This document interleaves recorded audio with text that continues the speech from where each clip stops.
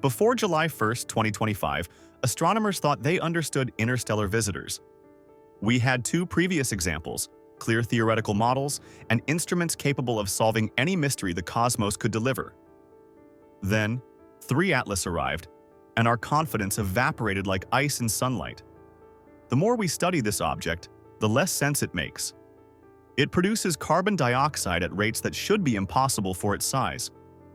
It maintains gas clouds that extend farther than Earth's orbit around the Sun. It shows chemical signatures that don't match any formation environment we can imagine. Each new observation forces us to question assumptions we thought were settled science.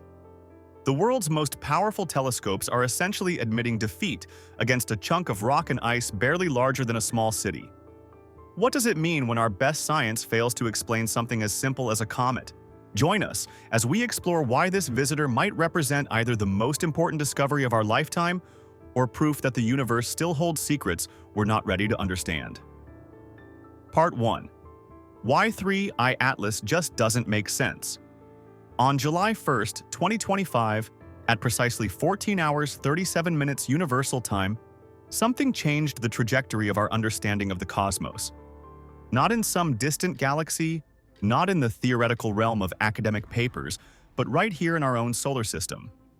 The ATLAS survey station in Chile, a routine automated telescope scanning the skies for potentially hazardous asteroids, captured something that shouldn't exist. The object appeared as nothing more than a faint smudge against the star field, a moving dot at 4.5 astronomical units from our Sun's position. But within hours, the orbital calculations revealed a truth that sent ripples through the astronomical community. This visitor was traveling on a hyperbolic trajectory with an eccentricity far beyond one. In the language of celestial mechanics, this means it's unbound. It will never return to our solar system ever. They designated it C2025N1 Atlas. But to those who study the wanderers between the stars, it became known simply as 3IATLAS, the third confirmed interstellar object to grace our cosmic neighborhood. The speed alone should have been our first clue that we were dealing with something extraordinary. 130,000 miles per hour, 209,000 kilometers per hour. That's not just fast by earthly standards. That's the fastest solar system visitor we've ever recorded. To put this in perspective, imagine a bullet traveling at typical velocity. Then multiply that speed by 170. That's 3IATLAS screaming through space with the momentum of an entirely different star system. But speed, as we would soon discover, was only the beginning of its mysteries. Within days of discovery, the Gemini North Telescope in Hawaii turned its 8-meter mirror toward this cosmic interloper. What it revealed defied our expectations of what an interstellar rock should look like. There, surrounding the invisible nucleus, was a fuzzy, compact coma, a cloud of dust and gas being actively released by solar heating. This wasn't some cold, dead fragment of interstellar debris. This thing was alive, breathing vapor into space as our sun's energy awakened dormant ices that had slumbered for millions of years in the cold between the stars. The implications struck the scientific community like a meteor. Here was an object that had traveled the galactic wilderness, surviving radiation that would sterilize any earthly organism, enduring temperatures just a few degrees above absolute zero. Yet the moment our sun's warmth touched it, it began to sublimate to transform directly from ice to gas, creating a ghostly atmosphere in the vacuum of space. But perhaps most unsettling was what this activity revealed about its orbital path.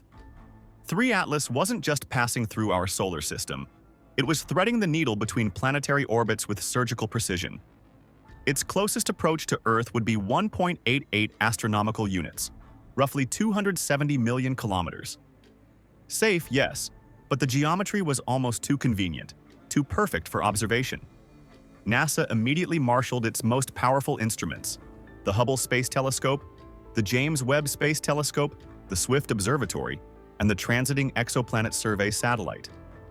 The European Space Agency coordinated global tracking efforts. This wasn't just another comet to catalog. This was a messenger from another star system carrying chemical signatures that could reveal the conditions in an alien planetary nursery. Yet, even as the world's most advanced telescopes turned their attention to this visitor, a troubling pattern emerged. Every observation seemed to raise more questions than it answered. The object's behavior matched no existing model of interstellar debris.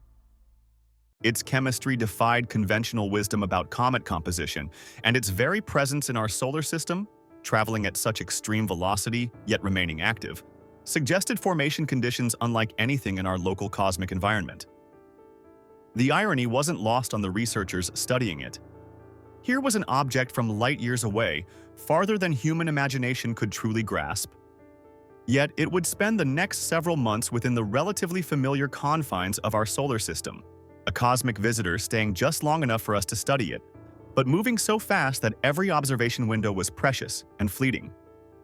As July turned to August and the first detailed images began streaming back from our most sophisticated instruments, one thing became crystal clear. 3IATLAS wasn't going to give up its secrets easily. If anything, the more we learned about it, the more mysterious it became. The stage was set for a chase against time itself, a race to understand this enigmatic wanderer before it disappeared forever into the cosmic dark, carrying its mysteries back to the space between the stars. Part 2. The Path Through Our Neighborhood. Picture the solar system as a vast clockwork with planetary orbits marking predictable paths through space and time. Now imagine a bullet fired from another galaxy, streaking through this cosmic machinery at impossible speed, threading between the gears with mathematical precision. That bullet is 3IATLAS, and its trajectory through our neighborhood tells a story of cosmic timing that borders on the theatrical. The visitor's itinerary reads like a carefully planned tour of the inner solar system, yet it was written in the stars long before Earth existed. Perihelion, the closest point to our Sun, would occur on October 29, 2025. Not the comfortable distance of most comets, but a scorching passage between the orbits of Earth and Mars, roughly 130 million miles from our star. Close enough for the Sun's energy to boil away ancient ices, yet far enough to avoid complete destruction. But here's where the cosmic choreography becomes almost cruel in its precision. As 3IATLAS makes its closest approach to the Sun, Earth will be positioned on the exact opposite side of our star. For nearly 2 months from late September through early November, our visitor will be lost in the Sun's glare, invisible to every telescope on or orbiting Earth. It's as if the universe conspired to hide the most important moments of this interstellar encounter. The observational window tells a tale of astronomical frustration. Scientists have roughly 3 months to gather data before 3IATLAS vanishes behind our star. Then perhaps 6 weeks after it emerges in December, before the object becomes too faint and distant for meaningful study. It's a deadline that would make any investigative journalist nervous. Except these journalists are studying something that won't be back for another visit ever. Yet the trajectory offers tantalizing opportunities for those willing to think beyond Earth's perspective.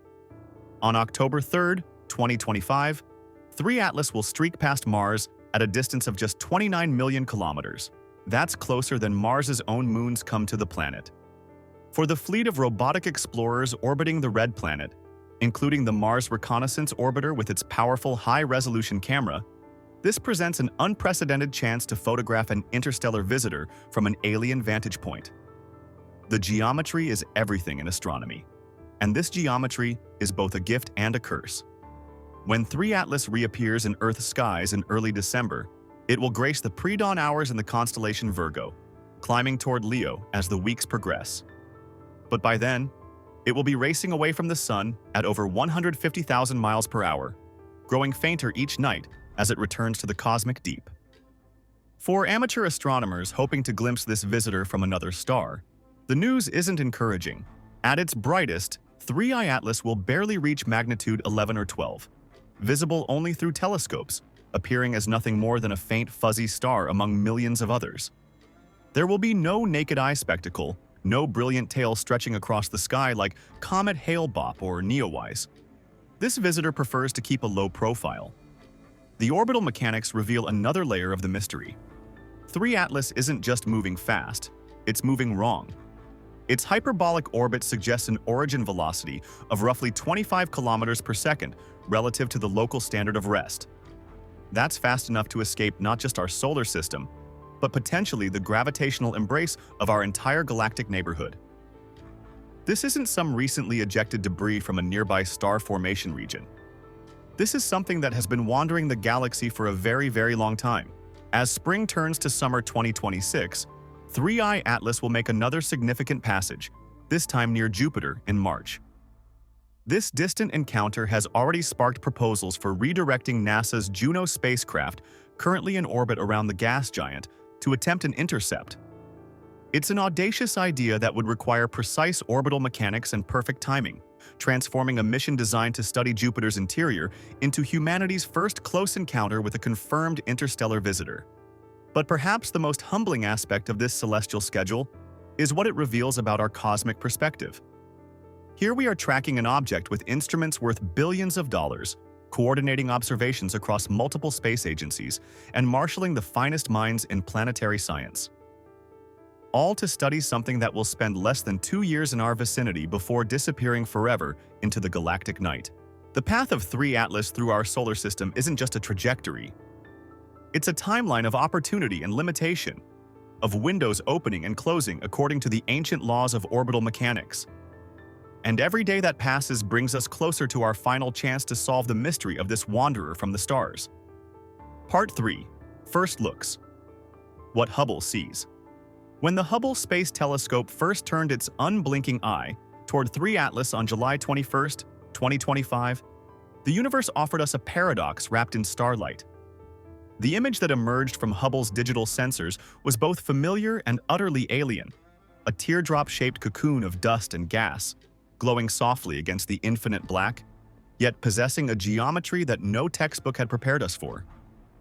The technical details read like poetry written in the language of physics. The nucleus, the solid heart of this interstellar wanderer, remained stubbornly unresolved, appearing as nothing more than a bright point source buried within its own atmospheric shroud.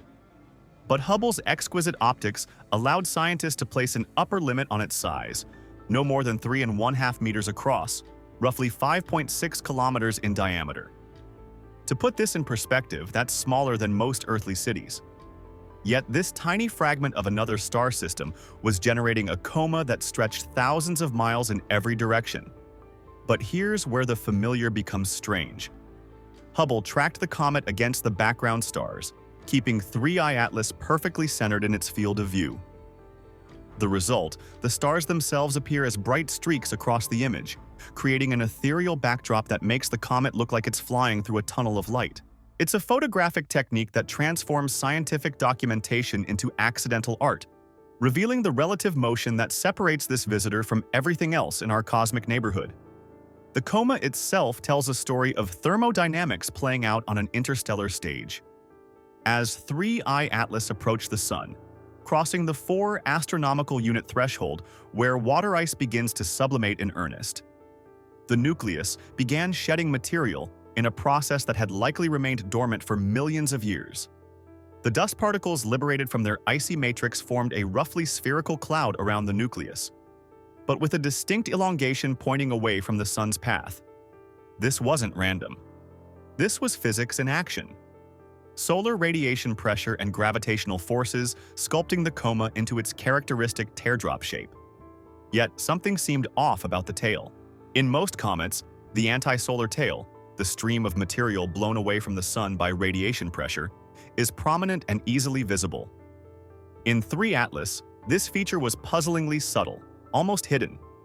Initial Hubble analyses suggested its presence but couldn't confirm it with confidence. The geometry seemed wrong, as if we were viewing the tail from an angle that compressed it into near invisibility.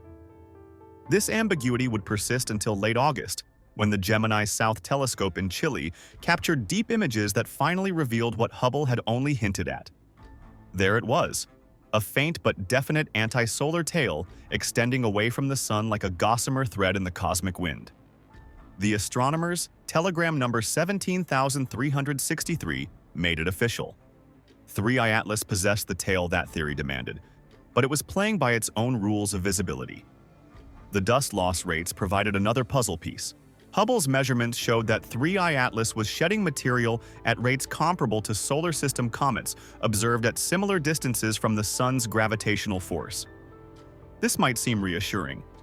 Evidence of normal, predictable behavior, except for one crucial detail. This object had been wandering interstellar space for epochs, exposed to cosmic radiation that should have altered its surface chemistry in fundamental ways. Yet here it was, behaving like a fresh comet on its first passage through the inner solar system. The resolution of Hubble's images, among the finest achievable from Earth orbit, revealed another layer of the mystery. While the telescope could constrain the nucleus size and map the coma's morphology, it couldn't resolve any surface features or rotation state. The nucleus remained a point source, its secrets locked behind the glowing veil of its own atmospheric emissions. We were studying this visitor through the fog of its own making, like trying to examine a lighthouse bulb while standing in its beam. Perhaps most intriguingly, Hubble's observations hinted at structure within the coma itself. The dust distribution wasn't perfectly smooth. There were subtle variations in brightness and density that suggested active regions on the nucleus surface. Somewhere beneath that shroud of vapor and dust, specific locations were venting material into space, creating the patterns Hubble detected. But without higher resolution or multiple viewing angles, those patterns remained as cryptic as ancient hieroglyphs. The photometry revealed another surprise. 3IATLAS was brighter than expected for an object of its estimated size, suggesting either a larger nucleus than the size constraints indicated or a surface with unusually high reflectivity. Both possibilities raised questions about its composition and origin. Dark carbon-rich materials would produce a faint object. Bright icy surfaces would create the luminosity Hubble observed. But the spectrum of possibilities left too much room for speculation. As August progressed and 3IATLAS continued its approach toward the Sun, Hubble's observations captured the dynamic evolution of the coma. The dust cloud was growing, expanding as solar heating intensified. Yet the nucleus remained unresolved, a cosmic tease that revealed just enough to confirm its strangeness without explaining its nature. The images would soon be joined by data from other instruments, each adding pieces to a puzzle that seemed to grow more complex with every observation. But Hubble had established the visual baseline. This was no ordinary chunk of interstellar debris. This was something that demanded explanation, something that challenged our understanding of what an interstellar visitor should look like. In the gentle darkness of space, 3IATLAS continued its ancient journey, now illuminated by our sun's light and scrutinized by humanity's finest instruments. Yet, for all our technological prowess, the visitor remained essentially unknowable, a mystery dressed in starlight and wrapped in its own luminous breath. Part 4. The Chemistry Surprise. The universe has a way of keeping astronomers humble, and 3IATLAS was about to deliver a masterclass in cosmic humility when the James Webb Space Telescope, humanity's most powerful infrared eye, first analyzed the visitor's spectral signature on August 6, 2025. The results shattered every expectation we had built from studying its predecessors. The numbers told a story that made no sense. Carbon dioxide to water ratio. To appreciate how extraordinary this measurement is, consider that most comets in our solar system show the opposite pattern. Water dominates their chemistry by factors of 10 to 100. Even the most water-poor comets rarely exceed carbon dioxide to water ratios of. Yet here was 3IATLAS flaunting a chemical signature so extreme it placed it in a category of 1. But Webb's discovery was only the opening act. Between August 8th and 12th, the PHEX mission, NASA's Wide-Field Infrared Surveyor, turned its attention to this interstellar oddity and uncovered something that defied every model of comet behavior. The carbon dioxide emission wasn't confined to a small region around the nucleus. Instead, it extended outward for at least 348,000 kilometers, nearly 250,000 miles, creating the largest carbon dioxide coma ever mapped around any comet. Imagine the entire Earth-Moon system. Then stretch that distance another 50%. That's the scale of 3IATLAS's carbon dioxide envelope, a ghostly sphere of gas large enough to swallow multiple planetary orbits. The sheer size of this emission region suggested processes operating on scales that challenged our understanding of cometary physics. The spectroscopic data painted a picture of chemical extremes. While Webb detected robust carbon dioxide emission lines, the water signature was strangely muted, so faint that some observers questioned whether 3IATLAS contained significant water ice at all. This stood in stark contrast to earlier reports from the Swift Observatory, which had detected hydroxyl radicals that typically indicate water photodissociation. Somewhere in the translation from ice to gas to hydroxyl, the water story was getting lost. Spherex added another twist to the chemical narrative. Its wide-field spectral mapping revealed absorption features at 1.5 and 2.1 micrometers. Spectroscopic fingerprints consistent with water ice on the surface or in the near-surface layers. So the ice was there locked in solid form, but something was preventing it from sublimating efficiently into the gas phase. The surface was holding secrets that the spectrum could only hint at. The contrast with previous interstellar visitors was striking. 3I Borisov, discovered in 2019, had shown elevated carbon monoxide, not carbon dioxide, relative to water. That chemical signature suggested formation in a cold outer disk environment where carbon monoxide ice could condense. But carbon dioxide tells a different story. It forms at intermediate temperatures in regions where water would be liquid or vapor. But carbon dioxide could still freeze out of the gas phase. The implications rippled through theories of planetary formation. If 3IATLAS formed near a carbon dioxide snowline in another star system, it might represent material from a zone analogous to the asteroid belt in our own solar system, a region too warm for water ice, but cold enough for carbon dioxide to condense. Such environments might be common around other stars, but we'd never sampled material from one before. The extended carbon dioxide cloud raised even more profound questions. How does a nucleus only a few kilometers across generate and sustain an emission region larger than most planetary orbits? The physics demanded either an incredibly active surface, far more active than anything we'd seen in solar system comets, or a fundamentally different mechanism for releasing gas into space. Some researchers propose that 3IATLAS might be fragmenting, releasing carbon dioxide-rich chunks that continue to sublimate as they spread away from the main nucleus. Others suggested that the extended emission might result from solar-wind interactions with a pre-existing gas cloud, amplifying the apparent size of the active region. Both explanations stretch the boundaries of conventional comet science. The timing of these discoveries couldn't have been more dramatic. Just as 3IATLAS was approaching the optimal viewing window before solar conjunction, its chemistry was revealing itself to be unlike anything in our catalog of interstellar objects. We were watching a unique chemical laboratory in motion, powered by our sun, but carrying the frozen history of an alien planetary system. Yet the carbon dioxide dominance also carried a sobering implication. If this was typical of interstellar material, then our models of how planetary systems form and evolve might be missing crucial pieces.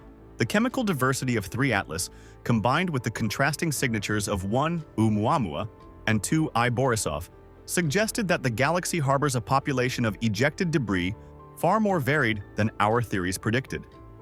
As August progressed towards September and the observing window began to narrow, astronomers found themselves in possession of data that was simultaneously unprecedented and insufficient. The chemistry of 3IATLAS was clearly extraordinary, but whether it represented a new class of interstellar object or simply an extreme example of known physics remained an open question. The universe, it seemed, was determined to keep us guessing until the very last moment. Part 5. What we still don't know. 3 months after discovery, with some of the world's most sophisticated instruments trained on 3IATLAS, we find ourselves in the peculiar position of knowing too little about too much. Each observation has revealed new facets of this interstellar enigma, yet the fundamental questions that matter most remain tantalizingly unanswered. The nuclear size exemplifies our predicament perfectly.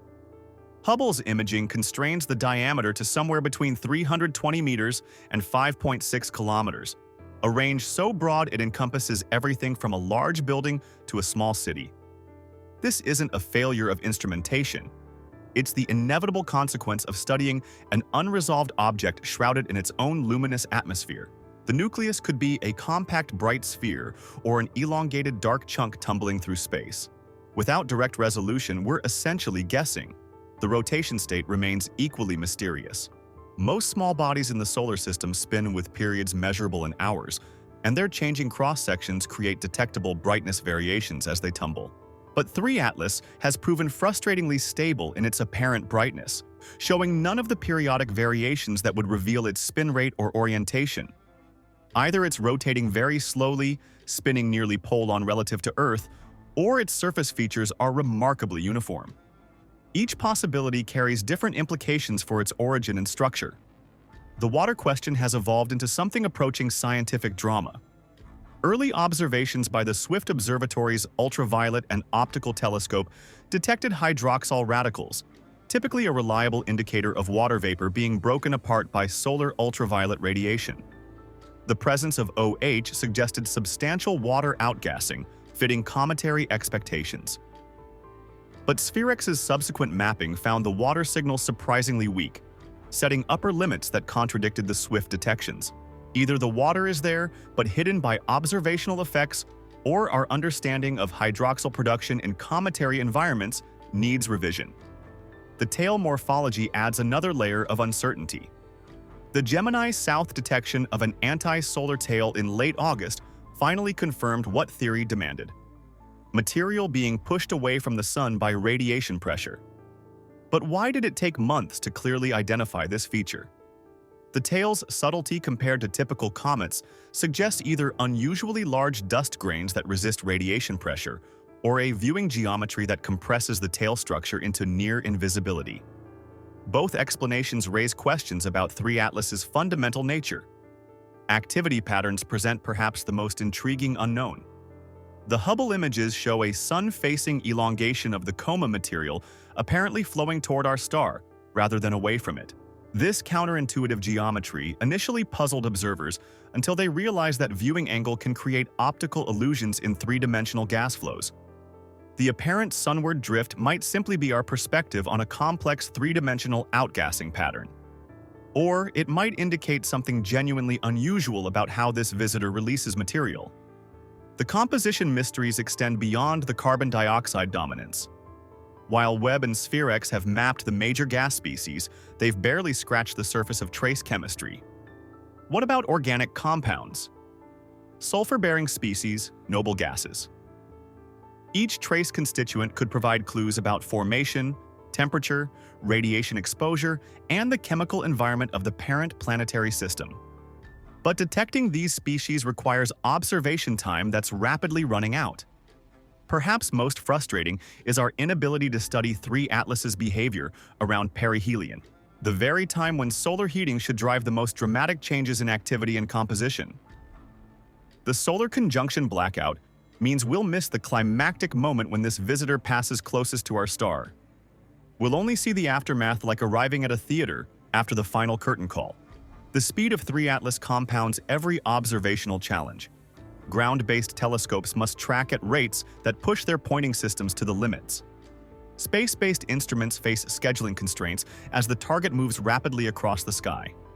And the ever-increasing distance means that every week of delay results in significantly degraded signal-to-noise ratios for spectroscopic observations. The kinematics tell their own story of uncertainty. While the interstellar origin is confirmed beyond doubt, tracing 3-ATLAS back to its stellar birthplace requires precise knowledge of its trajectory, knowledge that's limited by our brief observational window and the gravitational perturbations it has experienced during its passage through our solar system. The current best estimate suggests an origin in the galaxy's thick disk population among stars that formed when the universe was perhaps half its current age. But that's educated speculation based on incomplete data. Even the basic question of what drives 3-ATLAS's activity remains open.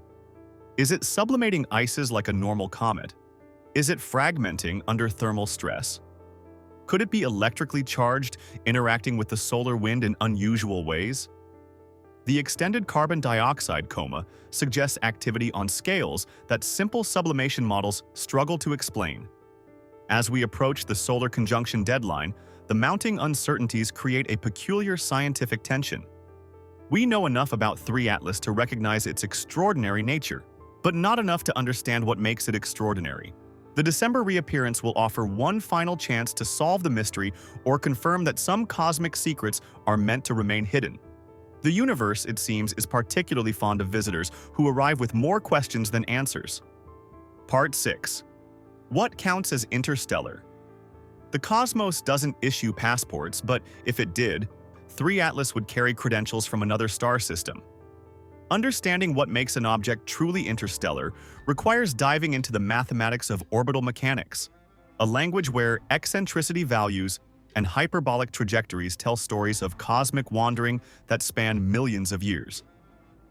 In the precise terminology of celestial mechanics, any object with an orbital eccentricity greater than 1 is unbound from our solar system. It's following what mathematicians call a hyperbolic trajectory, a path that opens into infinity rather than closing into an ellipse. 3IATLAS has an eccentricity of approximately 1.7, meaning it's not just unbound but traveling so fast that even Jupiter's massive gravitational influence can barely deflect its trajectory. But eccentricity alone doesn't tell the complete story. The truly diagnostic measurement is called v-infinity, the velocity an object would have relative to the Sun if it were infinitely far away beyond the reach of solar gravity. For objects born in our solar system, this velocity is essentially zero. They're gravitationally bound and will eventually return even if their orbits take millions of years to complete. 3IATLAS has a v-infinity of roughly 25 kilometers per second, confirming beyond doubt that it originated elsewhere. To appreciate this velocity, consider that Earth orbits the Sun at about 30 kilometers per second. 3IATLAS is moving nearly as fast relative to the solar system as our entire planet moves around our star. That's the momentum of another world entirely, the kinetic signature of a formation environment where different physics governed the dance of gravity and motion. The discovery process itself reveals how rare these interstellar visitors truly are. The ATLAS survey system, short for Asteroid Terrestrial Impact Last Alert System, consists of 4 robotic telescopes designed to scan the entire visible sky every 2 days, hunting for potentially hazardous asteroids. In nearly a decade of operation, scanning millions of square degrees and cataloging hundreds of thousands of objects, ATLAS has found exactly 1 confirmed interstellar visitor. The statistics are sobering. Interstellar objects are perhaps 1,000,000 times rarer than typical near-Earth asteroids. This rarity isn't necessarily because interstellar space is empty. Quite the opposite. Theoretical models suggest that every cubic light-year of our galactic neighborhood should contain thousands of interstellar rocks, fragments ejected from planetary systems during their chaotic formation phases. The problem is detection. These objects are faint, fast, and follow trajectories that carry them through our inner solar system for only brief periods. By the time we spot them, they're often already racing toward the exit. The technological revolution in wide-field surveys has finally given us the tools to find these cosmic nomads. PanSTARRS, the Panoramic Survey Telescope and Rapid Response System, found 1I Oumuamua in 2017. The Catalina Sky Survey discovered 2I Borisov in 2019. Now, ATLAS has delivered 3IATLAS. Each discovery required automated systems capable of processing thousands of images per night, comparing them against stellar catalogs, and flagging the handful of moving objects that deserve human attention. The confirmation process follows a rigid protocol that would satisfy any court of law. Initial detection triggers rapid follow-up observations to establish orbital elements within days. Observatories worldwide contribute positional measurements that constrain the trajectory. Orbital mechanics software calculates the best fit orbit, testing whether the motion is consistent with solar system origin or requires an interstellar explanation. Only when multiple independent analyses confirm hyperbolic motion and exclude all possible solar system parent bodies does an object earn interstellar designation. The naming conventions reflect this careful verification process. The I designation for interstellar comes only after thorough vetting. 1I for Oumuamua, 2I for Borisov, 3I for ATLAS. Each number represents not just a discovery, but a confirmed sample from the vast population of debris wandering between the stars. Yet, these 3 confirmed visitors hint at a much larger population waiting to be discovered. The Rubin Observatory, currently under construction in Chile, will begin operations in 2025 with a survey capability that dwarfs all current systems combined. Its wide-field camera will map the entire southern sky every 3 nights with sensitivity that could detect interstellar objects years before they reach perihelion. Theoretical estimates suggest Rubin might find anywhere from 1 to 70 interstellar visitors per year, transforming these rare cosmic accidents into routine scientific opportunities. The physics of interstellar designation carries profound implications. These objects are time capsules from other star systems, preserving chemical and isotopic signatures from planetary formation environments we can never visit. Each visitor is a laboratory sample delivered to our doorstep, carrying evidence about conditions around stars that might be hundreds of light years away and billions of years younger than our Sun. The hyperbolic trajectories also mean we get only one chance to study each visitor. Unlike periodic comets that return for repeated observations, interstellar objects are fundamentally disposable encounters. The data we gather during their brief passage through our observational sphere represents the only information we'll ever have about these particular samples from the galactic debris field. As 3IATLAS continues its hyperbolic journey toward perihelion, its interstellar credentials are beyond question. The mystery isn't whether it comes from another star system. The orbital mechanics prove that conclusively. The mystery is what kind of star system could produce such an unusual wanderer, and what its strange chemistry reveals about planetary formation in environments utterly different from our own. Part 7. 3 visitors, 3 personalities. The universe has a peculiar sense of humor, and nowhere is this more apparent than in the rogues gallery of interstellar visitors that have graced our solar system. In less than a decade, we've hosted 3 confirmed guests from other star systems, each one arriving with a personality so distinct that they seem designed to confound every assumption we make about the space between the stars. First came 3IATLAS in 2017, the cosmic equivalent of a stone-faced stranger walking into a small-town bar.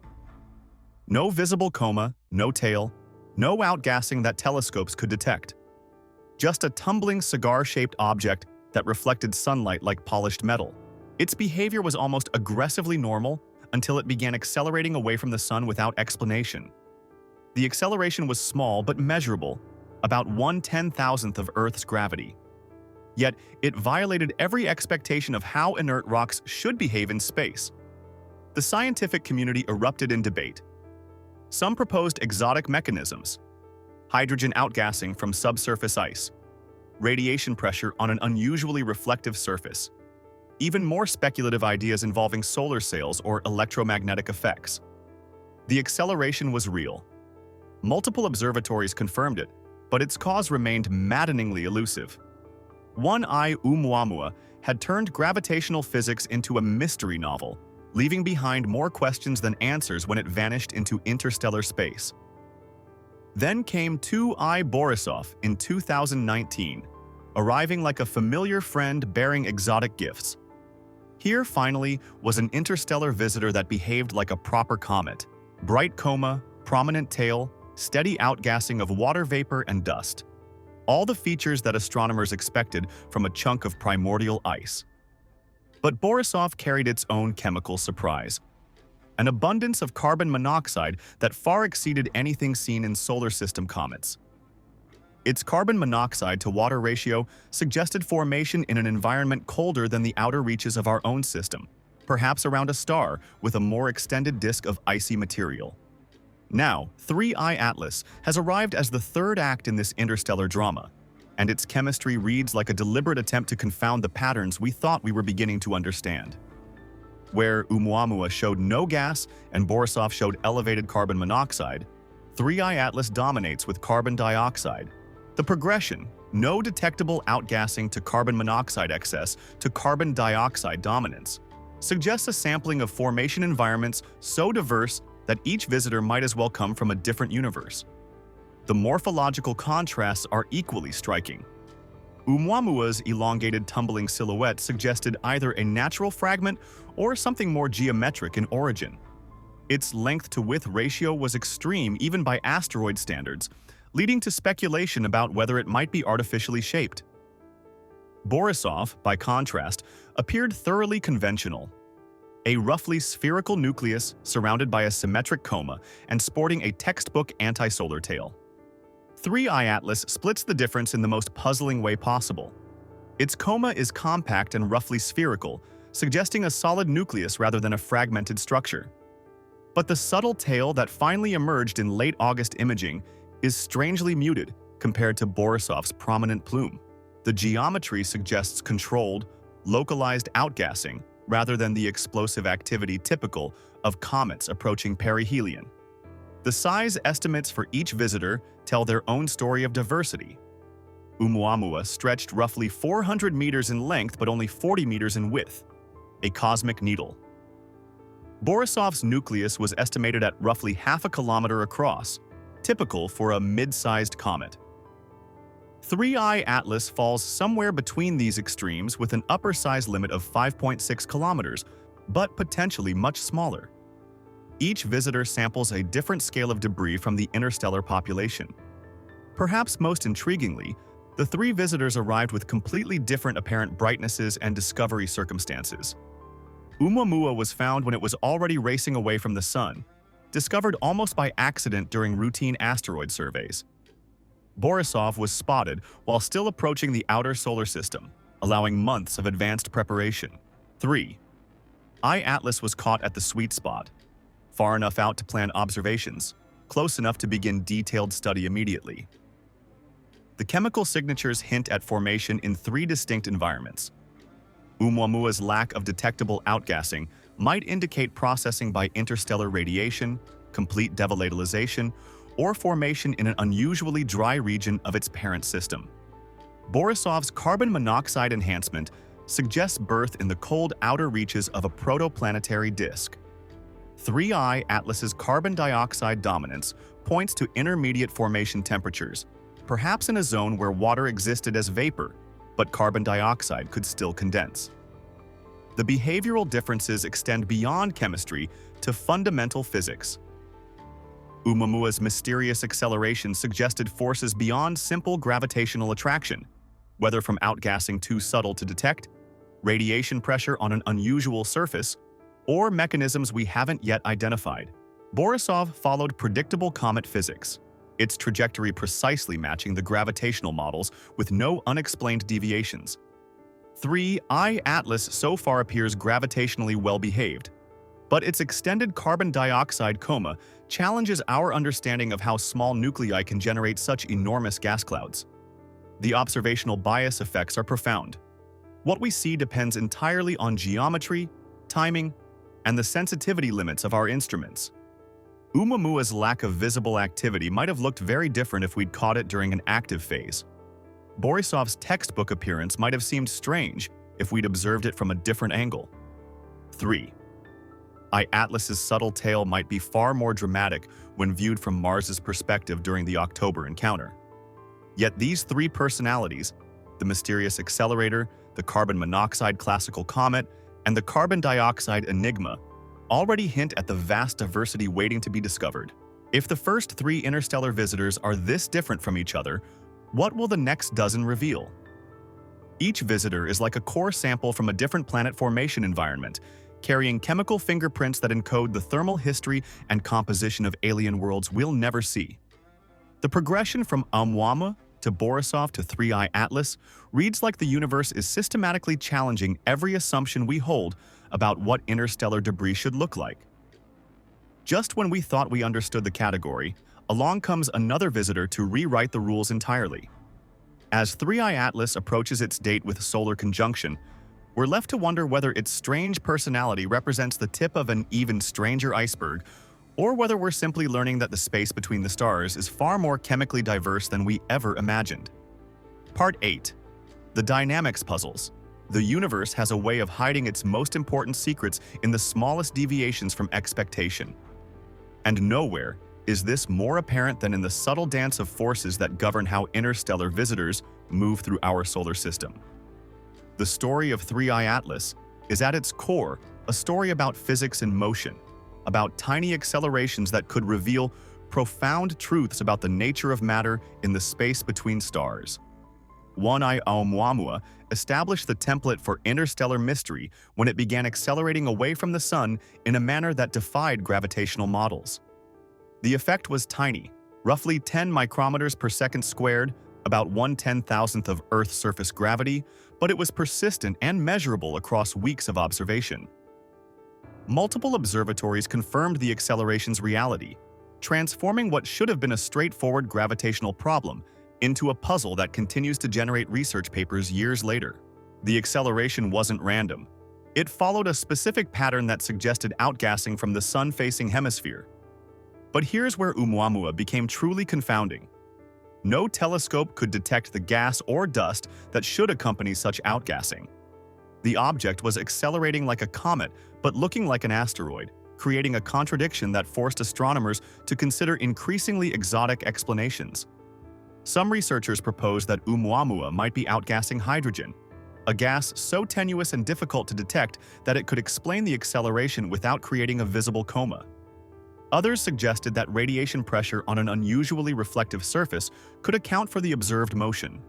The most speculative hypotheses involved artificial origins, though these remained far outside mainstream scientific consensus. 3IATLAS, by contrast, has so far shown no comparable acceleration anomaly. Its trajectory matches gravitational predictions within observational uncertainty, following the smooth, hyperbolic path that Newton's laws demand. But this apparent normality might be misleading. The non-gravitational forces that affected Oumuamua became apparent only during extended observation as the object moved away from the sun's gravity. 3IATLAS is still approaching perihelion, and the most telling measurements may come during and after its closest solar approach. The chemistry of 3IATLAS suggests that if non-gravitational forces do emerge, they might follow a very different pattern than Oumuamua's hydrogen outgassing hypothesis. Carbon dioxide sublimation produces much more massive molecules than hydrogen, creating momentum transfer that's easier to detect but operates through different physics. If 3IATLAS begins showing measurable acceleration, it could provide the key to understanding whether Oumuamua's behavior was unique or represents a common feature of interstellar visitors. The viewing geometry adds layers of complexity to any dynamical analysis. Anti-solar tails can appear compressed or even invisible, depending on our line of sight relative to the comet's motion. The sun-facing coma elongation that Hubble detected in 3IATLAS initially puzzled observers who expected material to flow away from the sun rather than toward it. But three-dimensional gas dynamics can create optical illusions where material moving in complex patterns appears to flow in counterintuitive directions when projected onto the two-dimensional plane of the sky. The extended carbon dioxide coma presents its own dynamical puzzle. How does a nucleus only a few kilometers across maintain an active emission region stretching hundreds of thousands of kilometers? The physics demands either an extraordinarily active surface, perhaps 100 times more productive per unit area than typical solar system comets, or a mechanism that distributes gas-producing material across a much larger volume than the nucleus itself. One possibility is that 3IATLAS is actually a loose aggregate of smaller fragments, each one outgassing independently to create the extended emission region. But if this were the case, we might expect to see evidence of fragmentation in the images, multiple brightness peaks, or elongated structures that would betray the presence of discrete chunks. So far, Hubble's high-resolution imaging shows no such features. Another explanation involves the interaction between outgassing and solar wind.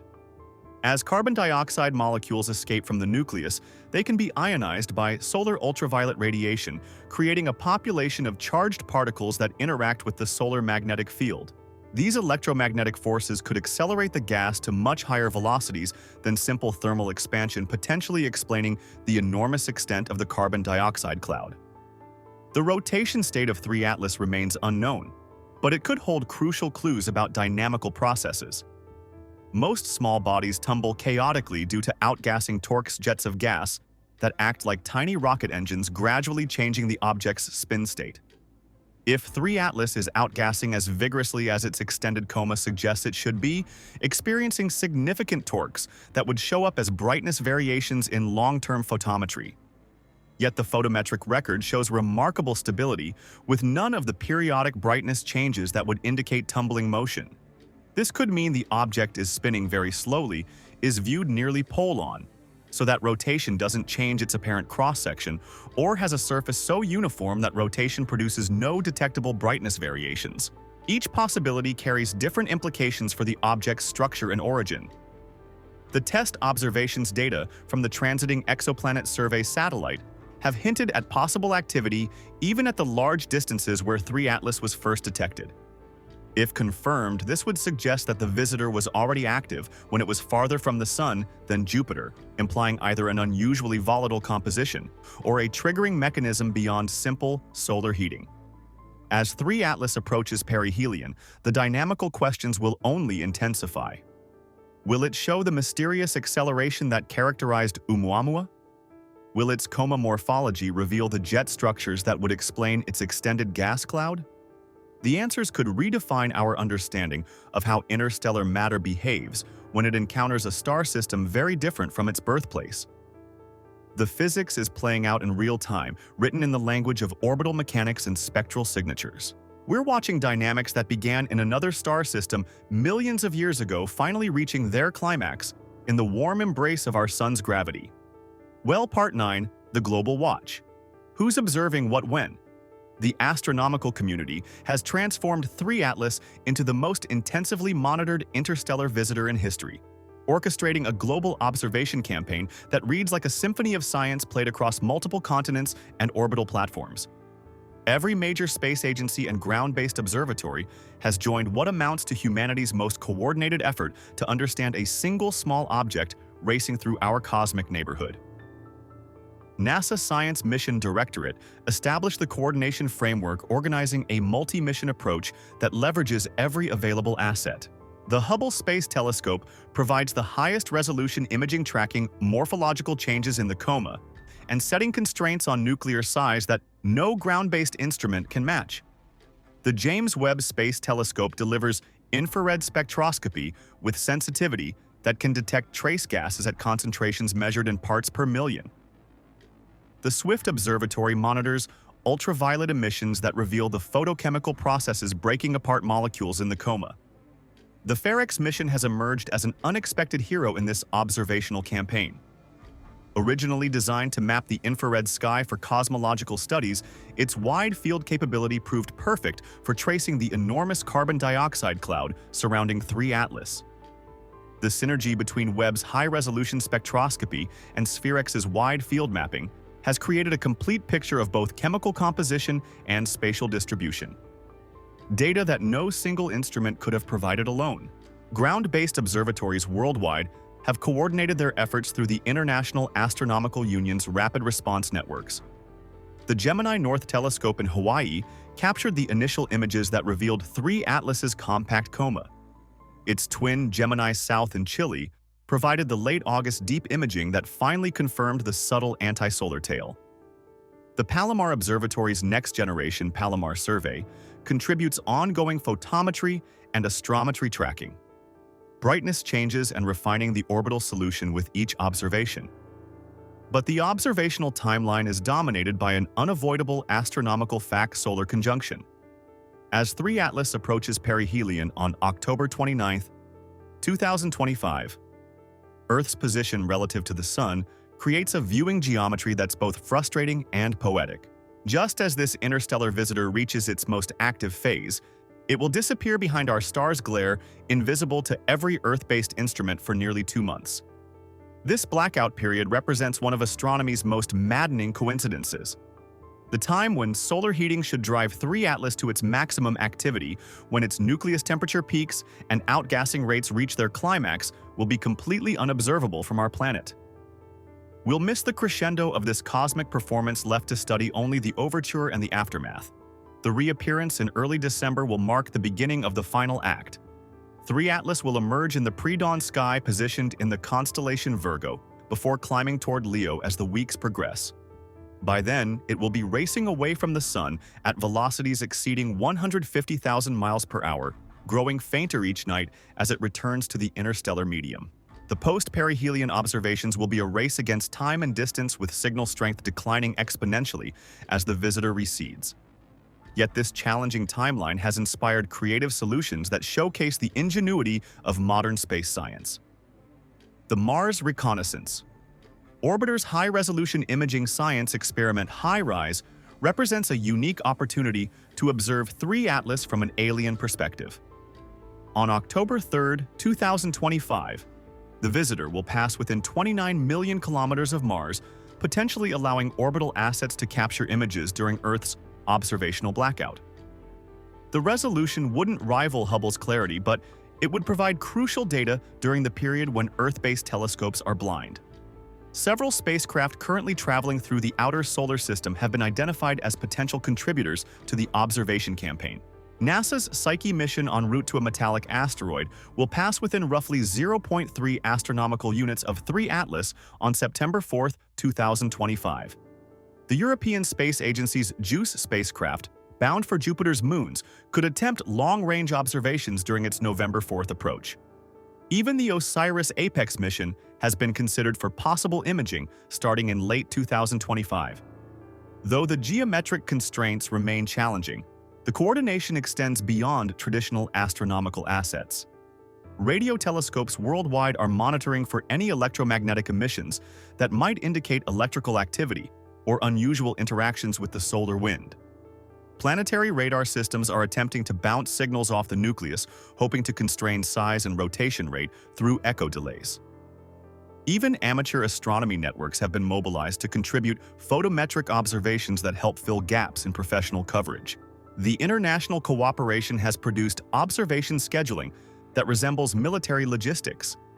Time allocation committees at major observatories have granted emergency observing slots, disrupting carefully planned research programs to accommodate this cosmic opportunity. Data sharing agreements ensure that spectroscopic observations from one telescope can be immediately correlated with imaging from another, creating scientific synergies that multiply the value of each individual observation. The European Space Agency's Planetary Defense Office has coordinated tracking efforts that extend far beyond scientific curiosity. While 3 ATLAS poses no threat to Earth, the techniques being developed to monitor its trajectory and predict its behavior will prove invaluable for future planetary defense scenarios. Every measurement of position and velocity contributes to orbital models that could someday help protect our planet from less benign visitors. As the observational window narrows towards solar conjunction, the intensity of global monitoring has reached fever pitch. Telescope time that typically requires years of competitive proposals is being allocated on weekly schedules. Data analysis that usually takes months is being compressed into days. The astronomical community has essentially declared 3 ATLAS a cosmic emergency, not because it poses any danger, but because it represents an opportunity that will never come again. The December reappearance will test every aspect of this global coordination. Can we maintain the same level of intensive monitoring when the object is fainter and more distant? Will the post-perihelion chemistry reveal the secrets that pre-perihelion observations could only hint at? The next few months will determine whether this unprecedented observational campaign yields the breakthrough insights that could redefine our understanding of interstellar space. Part 10. Could we fly to it? The romantic notion of chasing down an interstellar visitor with a hastily launched spacecraft crashes hard against the unforgiving mathematics of orbital mechanics and the cruel realities of rocket science. Yet the very impossibility of intercepting 3 ATLAS has inspired some of the most creative mission design studies in recent memory. Proposals that push the boundaries of what's theoretically possible with existing technology. The fundamental problem is time and velocity. 3 ATLAS was discovered when it was already racing toward the inner solar system at over 200,000 kilometers per hour. Any intercept mission would need to match not just this enormous velocity, but also the precise vector, the direction and orientation of that velocity in three-dimensional space. The energy requirements for such a trajectory place it firmly in the realm of science fiction with our current propulsion technology. A dedicated interceptor mission launched from Earth would require delta-v change in velocity measurements that exceed the capabilities of our most powerful rockets by factors of 10 or more. Even if we could somehow generate the necessary thrust, the travel time to reach an intercept point would stretch into years, by which time 3 ATLAS would be long gone, disappearing into interstellar space beyond the reach of any conceivable pursuit. But impossibility has never stopped aerospace engineers from dreaming. and several research groups have explored what might be achievable using spacecraft already in motion through the solar system. The Psyche mission, currently en route to study a metallic asteroid, will pass within 0.3 astronomical units of 3IATLAS on September 4, 2025. While Psyche wasn't designed for comet encounters, its instrumentation package includes cameras and spectrometers that could in principle gather valuable data during the flyby. The JUICE mission. The European Space Agency's Jupiter Icy Moons Explorer presents another opportunity for serendipitous science. JUICE trajectory will carry it within observation range of 3IATLAS on November 4, 2025, during the period when Earth-based telescopes are blinded by solar conjunction. The spacecraft's advanced imaging and spectroscopy suite could provide crucial data during this observational gap. Though the encounter geometry and operational constraints remain significant challenges. Perhaps the most audacious proposal involves NASA's Juno spacecraft currently orbiting Jupiter and studying the gas giant's interior structure. A research team led by astronomers at the Harvard-Smithsonian Center for Astrophysics has calculated that a carefully timed trajectory modification could redirect Juno toward a March 2026 encounter with 3IATLAS. The plan would use Jupiter's massive gravity field as a cosmic slingshot, adding velocity through an oath maneuver that leverages the spacecraft's proximity to the giant planet. The timing would be critical. Miss the window by hours and the encounter becomes impossible. Execute the maneuver perfectly, and Juno could become humanity's first probe to conduct a close flyby of an interstellar visitor. But such proposals remain firmly in the analysis stage, hampered by operational realities that extend far beyond orbital mechanics. Juno's current mission is scheduled to end in 2025, and any trajectory modification would require approval from NASA headquarters, extensive mission planning, and likely congressional oversight. If 3IATLAS begins showing measurable acceleration, it could provide the key to understanding whether Oumuamua's behavior was unique or represents a common feature of interstellar visitors. The viewing geometry adds layers of complexity to any dynamical analysis. Anti-solar tails can appear compressed or even invisible depending on our line of sight relative to the comet's motion. The sun-facing coma elongation that Hubble detected in 3IATLAS initially puzzled observers who expected material to flow away from the sun rather than toward it. But three-dimensional gas dynamics can create optical illusions where material moving in complex patterns appears to flow in counterintuitive directions when projected onto the two-dimensional plane of the sky. The extended carbon dioxide coma presents its own dynamical puzzle. How does a nucleus only a few kilometers across maintain an active emission region stretching hundreds of thousands of kilometers? The physics demands either an extraordinarily active surface, perhaps 100 times more productive per unit area than typical solar system comets, or a mechanism that distributes gas-producing material across a much larger volume than the nucleus itself. One possibility is that 3IATLAS is actually a loose aggregate of smaller fragments, each one outgassing independently, to create the extended emission region. But if this were the case, we might expect to see evidence of fragmentation in the images, multiple brightness peaks, or elongated structures that would betray the presence of discrete chunks.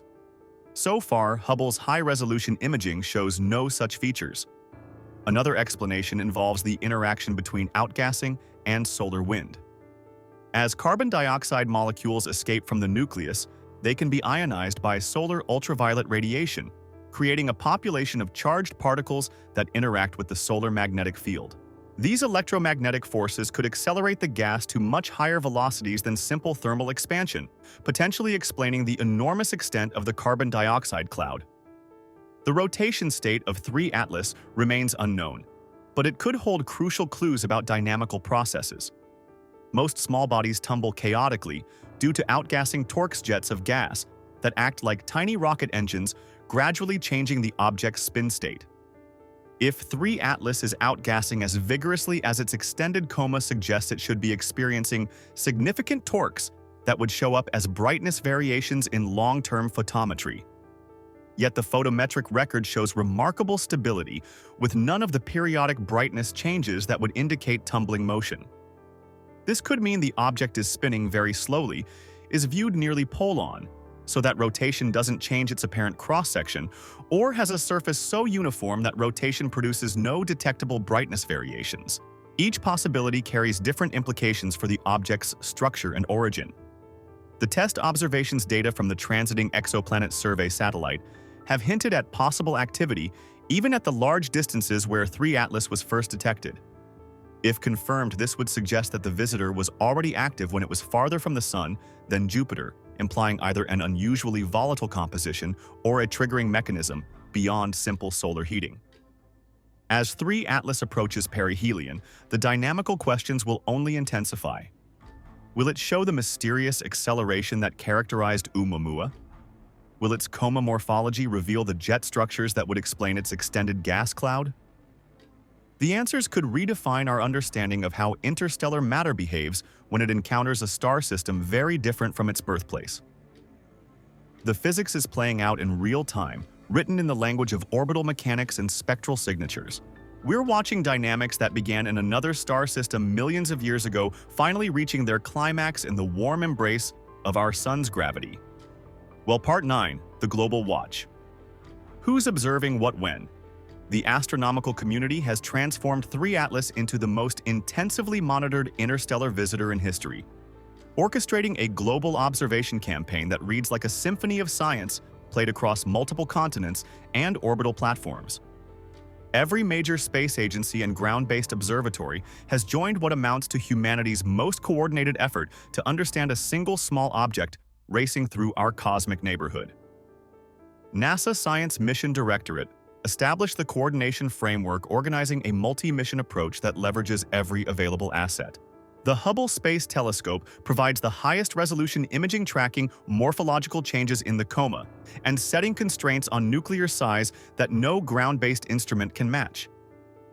The James Webb Space Telescope delivers infrared spectroscopy with sensitivity that can detect trace gases at concentrations measured in parts per million. The Swift Observatory monitors ultraviolet emissions that reveal the photochemical processes breaking apart molecules in the coma.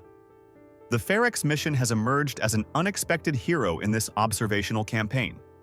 Originally designed to map the infrared sky for cosmological studies, its wide-field capability proved perfect for tracing the enormous carbon dioxide cloud surrounding 3IATLAS. The synergy between Webb's high-resolution spectroscopy and SphereX's wide-field mapping has created a complete picture of both chemical composition and spatial distribution. Data that no single instrument could have provided alone.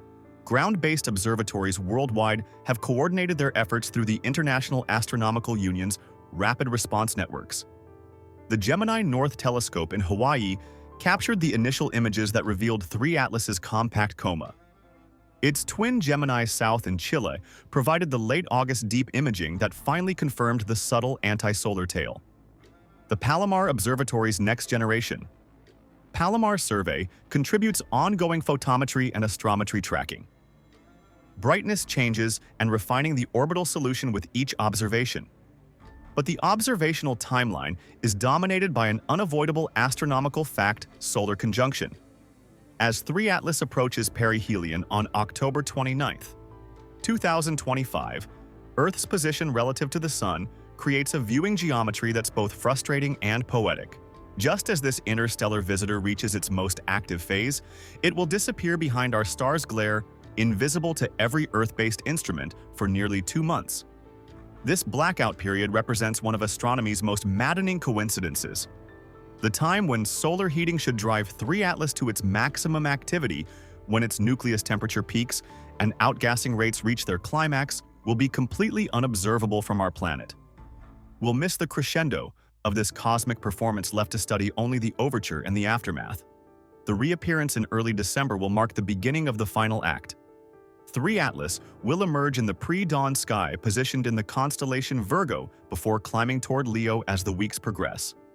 By then, it will be racing away from the Sun at velocities exceeding 150,000 miles per hour, growing fainter each night as it returns to the interstellar medium. The post-perihelion observations will be a race against time and distance, with signal strength declining exponentially as the visitor recedes. Yet this challenging timeline has inspired creative solutions that showcase the ingenuity of modern space science. The Mars Reconnaissance. Orbiter's high-resolution imaging science experiment HiRISE represents a unique opportunity to observe 3IATLAS from an alien perspective. On October 3, 2025, the visitor will pass within 29 million kilometers of Mars, potentially allowing orbital assets to capture images during Earth's observational blackout.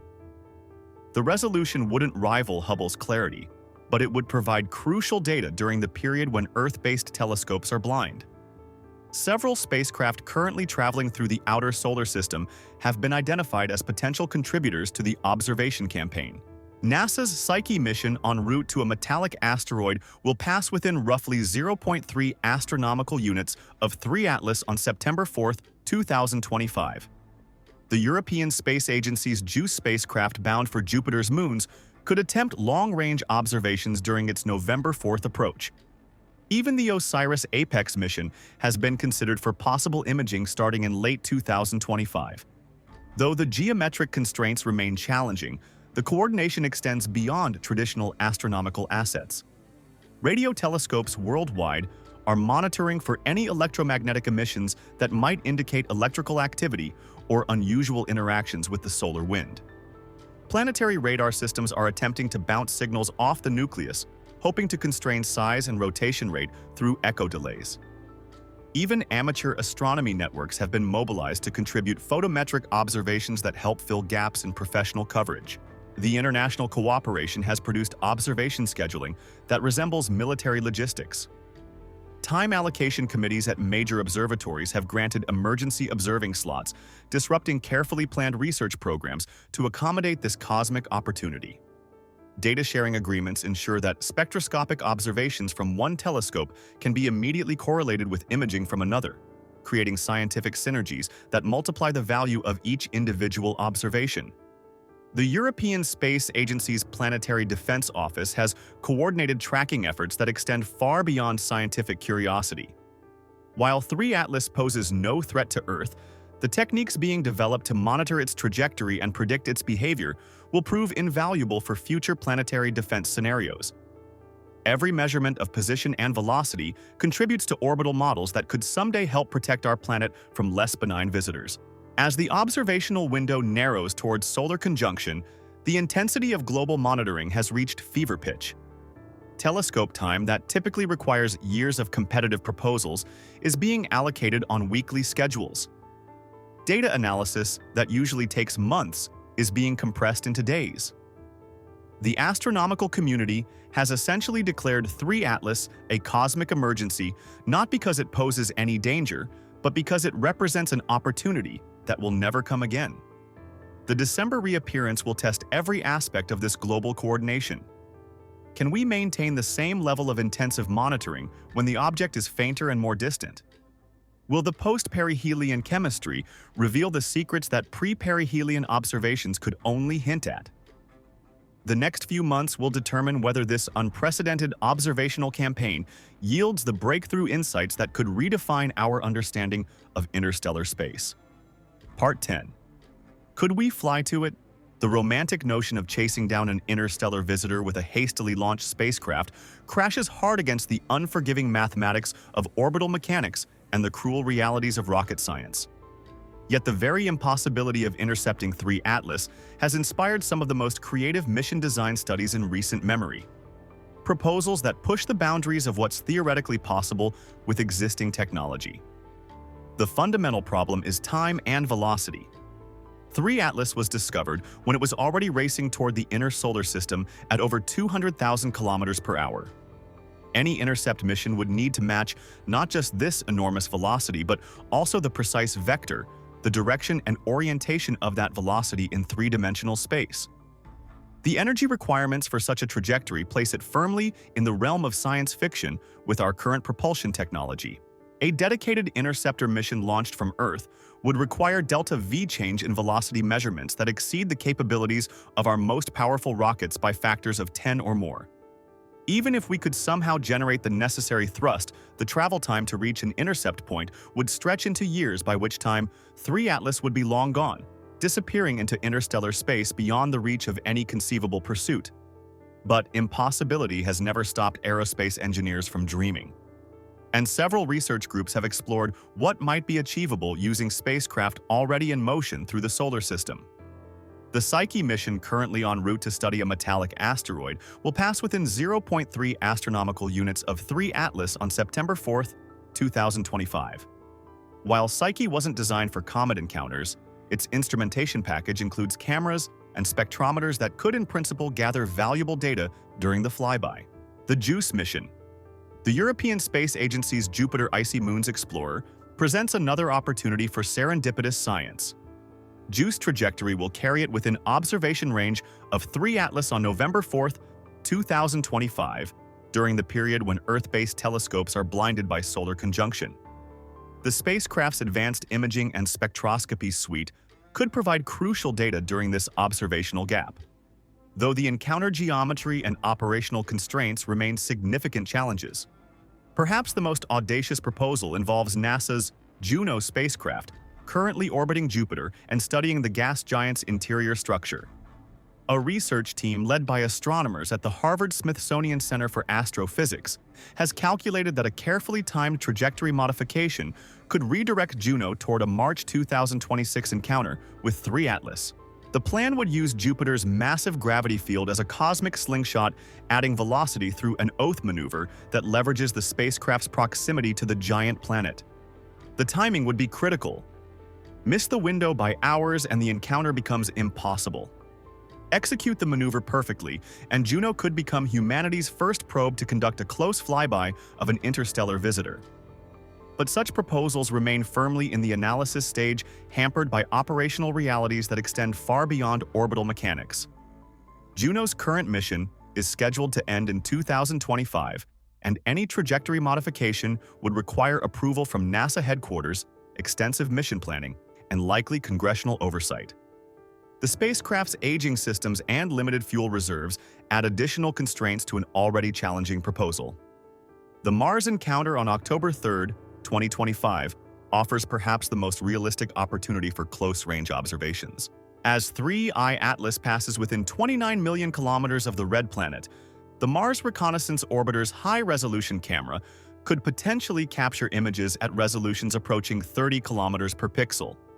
While this wouldn't rival Hubble's clarity, it would provide a unique perspective during the crucial period when Earth-based observations are impossible. The OSIRIS-APEX mission, originally designed to study the asteroid Apophis, has been mentioned in several academic papers as a potential contributor to 3IATLAS observations starting in late 2025. The spacecraft's suite of instruments designed for close proximity asteroid science could provide unprecedented detail about an interstellar visitor's surface properties and composition. However, the mission timeline and trajectory constraints make such observations highly speculative. Looking toward the future, the European Space Agency's Comet Interceptor mission represents humanity's best hope for a dedicated interstellar visitor encounter.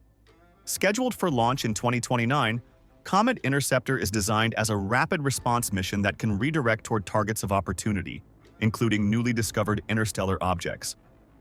The spacecraft will wait in a gravitationally stable orbit, ready to launch toward whatever cosmic visitor happens to arrive next. The academic literature on interstellar intercept missions has exploded since Oumuamua's discovery, with papers exploring everything from solar sails to fusion rockets to gravitational assist trajectories that leverage multiple planetary encounters.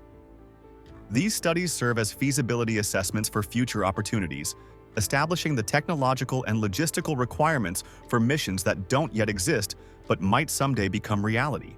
The energy requirements for interstellar intercepts reveal just how different these visitors are from typical solar system targets. Where a mission to Mars requires delta V of roughly 6 kilometers per second and a Jupiter flyby needs about 12 kilometers per second, intercepting an object like 3IATLAS would demand delta V values approaching 50 kilometers per second or more. That's beyond the capability of chemical rockets requiring either nuclear propulsion, solar sails, or propulsion technologies that remain theoretical. Yet, the scientific payoff from a successful intercept would be transformational. Close-range measurements of an interstellar visitor could reveal isotopic ratios that encode the stellar environment where it formed, surface compositions that preserve the chemical conditions of alien planetary disks, and structural properties that indicate how small bodies survive the journey between star systems. Such data would be worth decades of ground-based observations, providing ground truth for theories about planetary formation in environments utterly different from our own. The cruel irony is that each interstellar visitor represents a laboratory sample delivered to our doorstep, yet moving too fast for us to properly collect it. We're like researchers watching valuable specimens parade past our laboratory window, tantalizingly close yet impossible to capture with current technology. As 3IATLAS continues its hyperbolic journey toward perihelion, the intercept studies serve as both frustrating reminders of our current limitations and inspiring blueprints for future possibilities. We may not be able to chase this visitor, but we're learning how to be ready for the next one. Part 11. Why carbon dioxide? Natural explanations on the table. The cosmic chemistry of 3IATLAS reads like a recipe from an alien cookbook, dominated by carbon dioxide in proportions that challenge every model we've developed for understanding how comets should behave. Yet before we venture into exotic explanations, the laws of physics offer several natural pathways that could produce such an unusual chemical signature, each one revealing something profound about the conditions where this visitor was born. The carbon dioxide snowline hypothesis provides perhaps the most elegant explanation for 3IATLAS's unusual chemistry. In any protoplanetary disk, different volatiles condense at different distances from the central star, creating chemical zones as distinct as climate belts on Earth. Water ice dominates the cold outer regions, but carbon dioxide has its own freezing point at intermediate temperatures, an object forming just inside the water snowline, but outside the carbon dioxide snowline would incorporate abundant carbon dioxide ice while remaining relatively water-poor. This scenario places 3IATLAS's birth in a region roughly analogous to our asteroid belt. Warm enough that water existed as vapor, but cold enough for carbon dioxide to freeze out of the gas phase. Such an environment would produce exactly the chemistry we observe. Abundant carbon dioxide ice with only minor water contamination. The formation zone would be a cosmic sweet spot governed by thermodynamics that favor carbon-bearing volatiles over hydrogen-oxygen compounds. But stellar environments vary dramatically from system to system, and the carbon dioxide dominance might reflect more exotic formation conditions. Stars with different masses and luminosities create different temperature profiles in their surrounding disks. A low-mass star might push the carbon dioxide snowline much closer to the central star, creating a larger zone where carbon dioxide ice dominates over water. Conversely, a particularly luminous star might create temperature gradients that favor carbon dioxide formation through entirely different chemical pathways. Radiation processing offers another compelling explanation for 3IATLAS's strange chemistry. During its millions of years wandering interstellar space, this visitor has been exposed to cosmic radiation at levels that would be lethal to any earthly organism. High-energy particles can break apart molecular bonds, rearrange chemical structures, and even create entirely new compounds through radiolysis. Radiation-induced chemistry that operates like a cosmic laboratory running experiments at the molecular level. Such processing could explain both the carbon dioxide dominance and the apparent water deficiency. Cosmic rays might preferentially destroy water ice while leaving carbon dioxide relatively intact. Or they might convert simple organics into carbon dioxide through complex reaction networks. The reddish coloration that SphereX detected in 3IATLAS's spectrum is consistent with radiation processing, suggesting that its surface has indeed been chemically altered during its interstellar journey. The insulating crust hypothesis addresses one of the most puzzling aspects of 3IATLAS's behavior. Why does it show such strong carbon dioxide emission while water signatures remain stubbornly weak? Laboratory studies of analog materials reveal that organic-rich mantles can form on icy surfaces, creating insulating layers that suppress volatile sublimation in selective ways. If 3IATLAS developed such a crust during its interstellar journey, water ice might be abundant beneath the surface, but prevented from reaching the gas phase by the overlying material.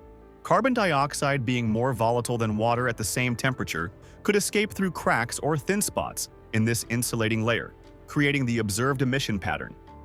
This would explain why Webb detects abundant carbon dioxide gas, while Fermi sees evidence for water ice in the solid phase. The water is there, but it's trapped below a surface layer that selectively allows carbon dioxide to escape. The icy fragments hypothesis proposed by researchers studying the extended gas cloud suggests an entirely different mechanism. Rather than a single solid nucleus, 3IATLAS might be a collection of carbon dioxide-rich ice chunks held together by weak gravitational and cohesive forces. As solar heating intensifies, these fragments could separate and sublimate independently, creating the enormous carbon dioxide coma through distributed outgassing across a much larger volume than a single nucleus could produce. This fragmentation model would explain several puzzling observations simultaneously. The extended gas cloud, the stable brightness despite apparent high activity, and the subtle tail morphology that suggests large grain dust production.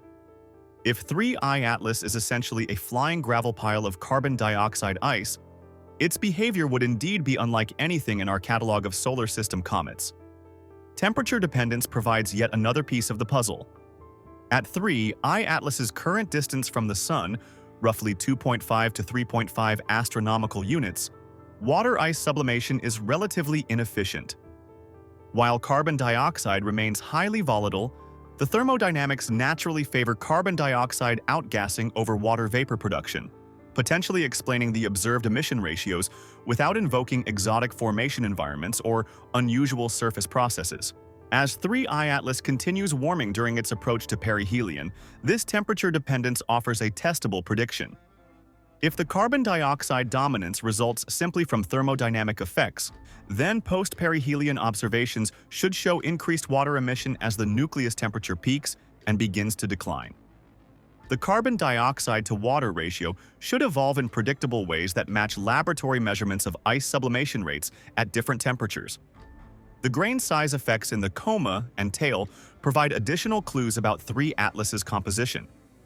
The subtle anti-solar tail that emerged in late August suggests either unusually large dust particles that resist radiation pressure or a unique grain composition that affects how material responds to solar wind forces. Laboratory studies of carbon dioxide ice sublimation show that it can produce dust aggregates with different properties than water ice sublimation, potentially explaining the unusual tail morphology.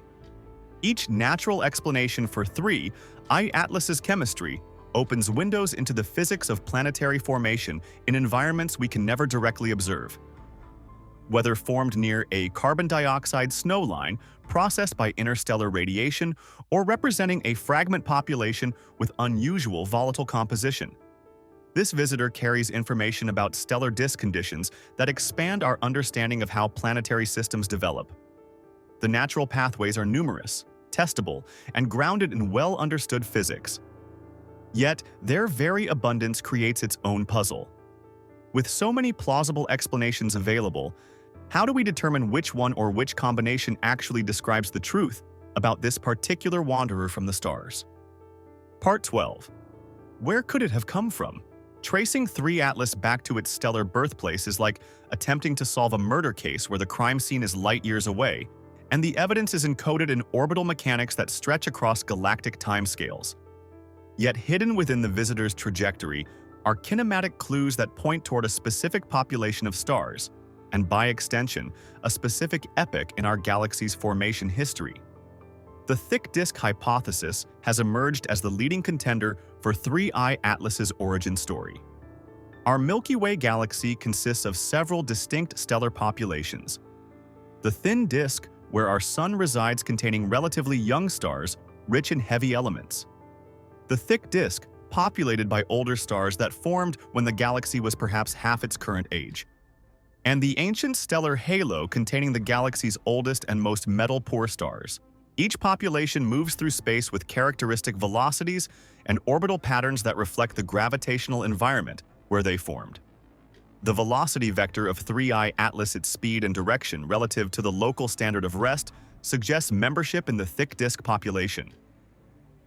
These stars formed roughly 8 to 12 billion years ago during what cosmologists call the epoch of cosmic noon, when star formation rates throughout the universe peaked and heavy element production was rapidly enriching the interstellar medium.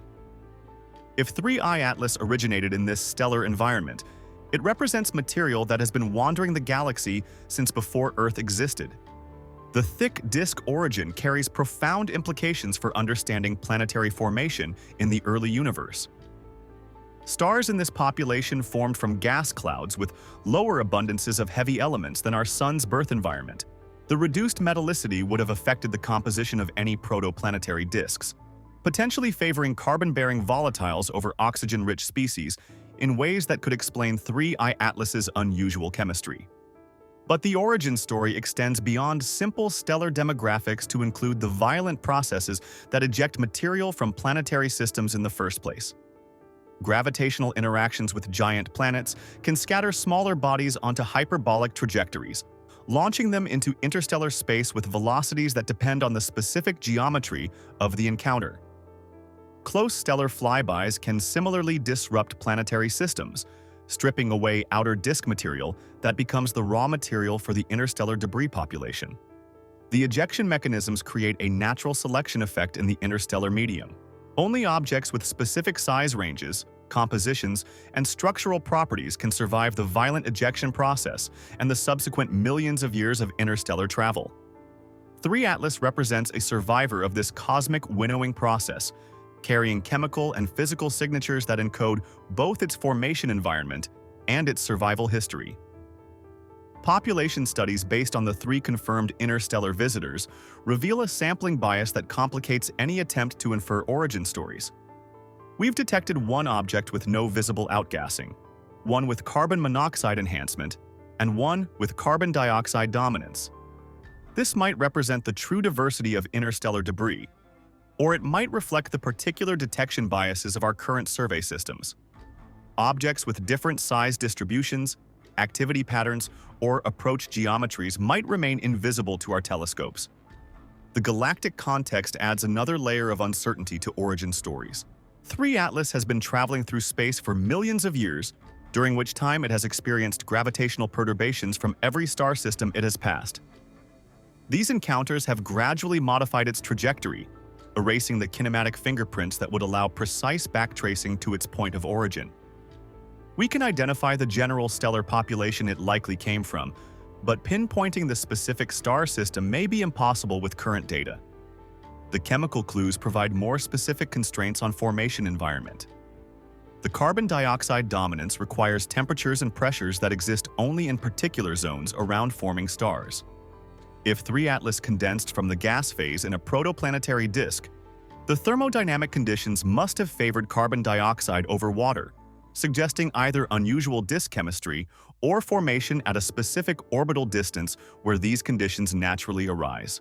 Isotopic ratios could provide the smoking gun evidence for 3I-ATLAS's origin. But measuring isotopes in such a faint, distant object pushes current spectroscopic techniques to their absolute limits. Different stellar environments produce different isotopic signatures in their planets and debris, creating chemical fingerprints that could identify not just the type of star system where 3I-ATLAS formed, but potentially the specific stellar mass, age, and metallicity of its parent star. The Rubin Observatory's Legacy Survey of Space and Time, beginning operations in the coming years, promises to transform origin studies from anecdotal case studies into statistical science with the capability to detect dozens of interstellar visitors per year. Rubin will build a sample large enough to reveal population trends and chemical patterns that single objects like 3I-ATLAS can only hint at. Early claims in some media outlets about an extragalactic origin for 3I-ATLAS appear to be unfounded speculation rather than scientific consensus. The kinematic evidence points firmly toward a Milky Way origin, most likely from the thick disk population. While the galaxy is vast beyond human comprehension, it's not infinite, and the orbital mechanics place clear constraints on how far 3I-ATLAS could have traveled while maintaining its observed trajectory. The timing of 3I-ATLAS's arrival in our solar system might be pure coincidence, or it might reflect deeper patterns in galactic dynamics that we don't yet understand. If the thick disk origin is correct, then 3I-ATLAS represents material ejected from a planetary system billions of years ago, wandering the galaxy through cosmic dark ages. Surviving supernova and stellar evolution events that reshaped the galactic environment multiple times over, As we study this visitor's chemistry and dynamics, we're essentially conducting archaeology on galactic scales, inferring the properties of ancient planetary formation environments from the debris they left behind. 3IATLAS is a time capsule, but one that has been tumbling through space for so long that its contents have been altered by processes we're only beginning to understand. The December observations when 3IATLAS emerges from solar conjunction will provide crucial tests of origin hypothesis. If the post-perihelion chemistry shows predictable evolution based on thermodynamic models, it will support formation scenarios based on conventional ice physics. If the chemistry remains stubbornly anomalous, it might indicate formation processes or subsequent processing that exceeds our current theoretical framework. Part 13. The Avi Loeb chapter, open-minded and controversial. In the landscape of modern astronomy, few figures generate more passionate debate than Avi Loeb, the Harvard astrophysicist whose willingness to entertain unconventional hypotheses has made him both a lightning rod for controversy and a voice for scientific open-mindedness. His analysis of 3IATLAS exemplifies this complex legacy. Meticulous in its observational foundation, yet bold to the point of provocation in its theoretical implications. Loeb's engagement with 3IATLAS began almost immediately after discovery, manifesting in a series of detailed essays that tracked the visitor's evolving observational signature with the precision of a detective following leads. His August 27th analysis proved particularly prescient when it claimed to detect the faint anti-solar tail that conventional observations had missed. Within days, the astronomer's telegram number 17,363 confirmed exactly what Loeb had predicted. The subtle tail structure was real, visible to those willing to push their data analysis to the limits of detectability. But Loeb's interpretation of 3IATLAS extends far beyond confirming the presence of conventional cometary features. His size estimates derived from brightness assumptions and scattering models suggest a nucleus potentially tens of kilometers across, dramatically larger than Hubble's upper limit of 5.6 kilometers. This discrepancy isn't merely academic. It implies fundamentally different physics governing how this object interacts with sunlight. Either Loeb's brightness models are incorrect, or 3IATLAS possesses optical properties unlike any object in our solar system. The SphereX spectral mapping data provides the foundation for some of Loeb's most striking claims. The vast carbon dioxide coma, extending nearly 250,000 miles from the nucleus, represents a scale of activity that challenges conventional outgassing models. Loeb emphasizes that such extensive gas production from a small nucleus requires either extraordinary activity levels or mechanisms that distribute gas sources across a much larger volume than traditional comet models predict. His interpretation of the water detection controversy illustrates the methodical approach that characterizes his analysis. Early Swift observations suggested significant water vapor production based on hydroxyl radical detections, but SphereX's subsequent mapping found water signatures well below detection thresholds. Rather than dismissing either result, Loeb synthesizes them into a coherent narrative. 3IATLAS might contain water ice in its interior, but surface processes are preventing efficient sublimation, creating the observed discrepancy between expected and detected water signals. Where Loeb's analysis becomes genuinely controversial is in his exploration of what he terms technological hypotheses for 3IATLAS's behavior.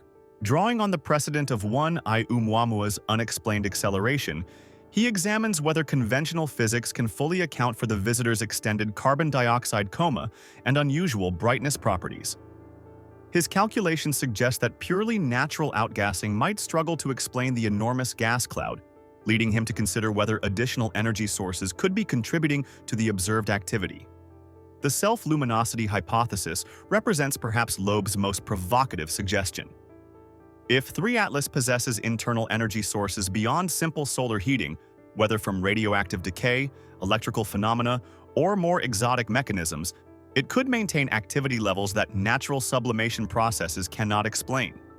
Such internal energy could power the extended carbon dioxide production while remaining undetectable through conventional astronomical observations. Loeb's trajectory analysis adds another layer of intrigue to his technological hypothesis. He notes that 3 Atlas's path through our solar system displays geometric properties that optimize its observational opportunities from Earth, almost as if the trajectory were designed for maximum scientific impact. While this could certainly result from chance, the universe contains no shortage of cosmic coincidences. Loeb argues that we should at least consider whether such optimal geometry might indicate intentional navigation. The intercept mission proposals that Loeb has co-authored represent perhaps his most concrete contribution to 3 Atlas science. Working with spacecraft trajectory specialists, he has outlined detailed scenarios for redirecting NASA's Juno mission toward a March 2026 encounter with the visitor. These proposals include specific burn timing, delta-V requirements, and scientific instrument capabilities that could provide unprecedented close-range data about an interstellar object. Yet, even Loeb acknowledges the speculative nature of his more exotic hypothesis. His essays consistently frame technological explanations as alternatives to be tested rather than conclusions to be accepted. The scientific method demands that we consider all possibilities consistent with observational data, even those that challenge conventional assumptions about what interstellar debris should look like. The media response to Loeb's 3 Atlas analysis has followed predictable patterns with headlines about possibly hostile technology that distort his carefully qualified speculations into sensationalized claims about alien visitation. Such coverage misrepresents both Loeb's actual arguments and the scientific process of hypothesis testing. Loeb proposes technological scenarios not because he believes them to be true, but because they represent testable alternatives to conventional explanations. His approach to 3 Atlas exemplifies a broader philosophy about how science should engage with anomalous data. Rather than forcing observations into existing theoretical frameworks, Loeb advocates for expanding those frameworks to encompass possibilities that might initially seem implausible. This methodology has historical precedent. Many breakthrough discoveries in astronomy began with observations that didn't fit conventional models. The testing protocols that Loeb outlines for distinguishing between natural and technological hypotheses provide a roadmap for resolving the 3 Atlas mystery through observational data rather than theoretical preference. High-cadence photometry could reveal whether the object's brightness varies in ways consistent with artificial illumination. Spectroscopic monitoring could detect emission lines that indicate exotic chemical processes. Close-range spacecraft encounters could measure properties that are impossible to determine from astronomical distances. Loeb's collaboration with mainstream observational teams demonstrates his commitment to evidence-based inquiry rather than speculative theorizing. His size estimates and chemical interpretations are grounded in the same data that other researchers analyze. Though his willingness to explore unconventional explanations often leads to different conclusions. The scientific debate about 3 Atlas has been enriched by this diversity of perspectives. Even when those perspectives generate controversy, the temporal pressure surrounding 3 Atlas observations adds urgency to Loeb's arguments about hypothesis testing. With only months remaining before the visitor disappears forever into interstellar space, the window for gathering decisive evidence is rapidly closing. If technological hypotheses are to be tested, the tests must happen now during the brief period when 3 Atlas remains accessible to our most powerful instruments. As the solar conjunction approaches and observational opportunities dwindle, Loeb's analysis serves as both a scientific contribution and a philosophical statement about the nature of astronomical inquiry. His willingness to consider possibilities that other researchers avoid reflects a broader question about how science should respond to genuinely anomalous data. Whether we should prioritize conventional explanations that fit existing models or remain open to explanations that might revolutionize our understanding of what's possible in the universe. The 3 Atlas controversy may ultimately be remembered not for the specific hypothesis it generated, but for the scientific methodology it exemplified. The careful balance between healthy skepticism and genuine open-mindedness that allows science to progress beyond the boundaries of current knowledge. Part 14. What could confirm or falsify theories? The approaching solar conjunction of 3 Atlas creates a natural experiment in astronomical patience. But the December reappearance will trigger one of the most intensive observational campaigns in the history of small-body astronomy. The tests that await our interstellar visitor represent nothing less than a scientific trial by fire, where competing hypotheses about its nature will face the ultimate jury, observational reality. The post-perihelion spectroscopy holds the key to resolving the chemistry mysteries that have defined 3IATLAS since discovery. If natural sublimation physics governs this visitor's behavior, then the carbon dioxide to water ratio should evolve predictably as it moves away from the Sun. The nucleus temperature will have peaked during the unobservable perihelion passage, potentially breaking through any insulating surface layers that might have suppressed water vapor earlier in the approach. December and January spectra should show increased water emission if such suppression mechanisms are operating. Conversely, if the carbon dioxide dominance persists unchanged through perihelion, it would suggest either a genuinely water-poor composition or mechanisms that maintain the chemical imbalance regardless of temperature. Such persistence would challenge conventional models of cometary volatile evolution and potentially support more exotic explanations for 3IATLAS's behavior. High-cadence light curve observations represent another crucial test of competing hypotheses. If 3IATLAS is a conventional nucleus undergoing normal outgassing, its brightness should show predictable patterns related to rotation state and jet activity. Most active comets display brightness variations on timescales of hours to days, as rotating surface features alternately face toward and away from the Sun. The absence of such variations would suggest either unusual uniformity in surface composition or viewing geometry that minimizes rotational modulation.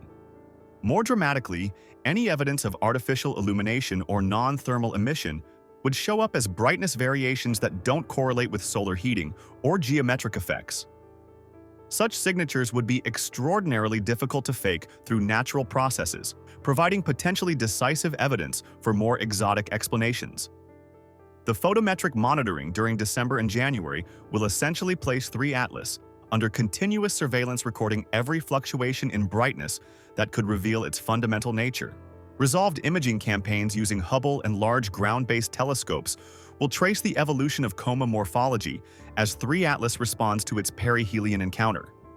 Natural outgassing models predict specific patterns of dust release and tail development that should become more prominent as the visitor moves away from the Sun. The shape, orientation, and growth rate of any tail structures will provide detailed tests of whether 3IATLAS follows conventional comet physics or operates according to different rules. The Mars-adjacent observations on October 3rd represent a unique opportunity to study 3IATLAS from an alien perspective during Earth's observational blackout. If Mars Reconnaissance Orbiter's high-resolution camera can capture images during the close approach, the data would provide crucial constraints on coma structure and activity patterns during the period when thermal stress peaks. The viewing geometry from Mars will be completely different from Earth's perspective, potentially revealing asymmetries or directional effects that are invisible from our vantage point. Opportunistic spacecraft observations could provide the most definitive tests of 3IATLAS's nature. The Psyche mission. September encounter, JWST November observations, and potential OSIRIS-APEX imaging in late 2025 each offer the possibility of close-range measurements that ground-based telescopes cannot achieve. Spacecraft data could resolve the nucleus directly, measure magnetic field interactions, and detect particle emissions that would distinguish between natural and artificial origins. The James Webb Space Telescope's follow-up observations will push infrared spectroscopy to new limits of sensitivity and spectral resolution. JWST's ability to detect trace organic compounds, measure isotopic ratios, and map the three-dimensional structure of gas emission could provide the chemical evidence needed to distinguish between formation scenarios. If 3IATLAS shows isotopic signatures characteristic of the early galaxy, it would support the thick disk origin hypothesis. Anomalous isotope ratios might indicate processing by exotic mechanisms during its interstellar journey. SphereX's continued mapping of the carbon dioxide cloud will test whether the extended emission region grows, shrinks, or maintains its enormous size as 3IATLAS moves through different solar environments. Natural outgassing models predict specific relationships between heliocentric distance and coma size that should be observable if conventional physics governs the visitor's behavior. Perhaps most importantly, Any detection of non-gravitational acceleration would provide crucial constraints on the mechanisms driving 3I-ATLAS's activity. The precision astrometry needed to detect such effects requires months of continuous tracking, comparing observed positions against pure gravitational models. If acceleration anomalies emerge, their magnitude and direction could distinguish between conventional outgassing effects and more exotic force sources. The synthesis of multiple observational approaches, chemistry, dynamics, morphology, and photometry, will converge on conclusions that no single technique could reach independently. Natural explanations for 3I-ATLAS's behavior make specific testable predictions about how these different observables should correlate. Technological hypotheses predict different patterns of correlation, creating decision trees where observational reality can guide us toward truth. The December through March observation window represents humanity's final opportunity to understand this particular interstellar visitor. After that, 3I-ATLAS will fade beyond the detection limits of even our most powerful telescopes, carrying its secrets back to the cosmic deep. The observational tests that await our visitor represent both scientific opportunity and scientific responsibility. The chance to add another crucial data point to our understanding of the universe, and the obligation to pursue that understanding with rigor and open-mindedness. The universe has delivered 3I-ATLAS to our cosmic doorstep for reasons we may never fully understand. Our response to this gift will determine whether we emerge from this encounter with expanded knowledge or simply expanded mystery. Part 15. The bigger picture. Preparing for the next one. The story of 3I-ATLAS extends far beyond a single interstellar visitor racing through our solar system. It represents the opening chapter of a new era in astronomy, where the space between stars transforms from empty void into a populated realm of wandering worlds and cosmic debris. As we struggle to understand this particular visitor, we're simultaneously laying the groundwork for studying dozens more that await discovery in the coming decades.